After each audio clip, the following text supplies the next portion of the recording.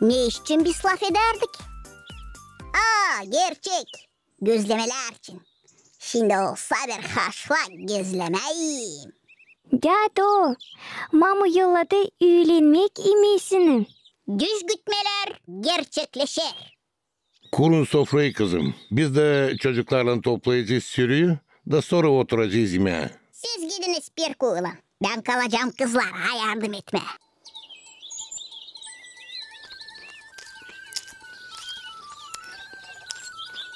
Bana kalsa gagavuz yemeklerinden daha tatlı yok. Ben de hep öyle düşünüyorum.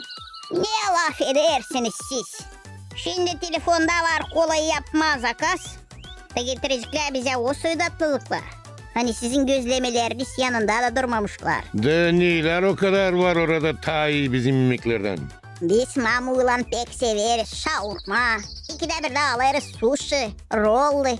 Ama pizzalar. Ne sizin o gözlemeleriniz? Uzak, hem pek uzak. Var senin haberin yemeğinden. Siz sislemeyiniz onu. Boşan sonra tok. Onuştan da öyle laf eder.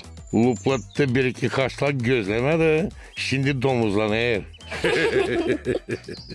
Var nasıl size anlatma. Siz gözlemeden kare. Bu yaşamakta bir şey yemediniz.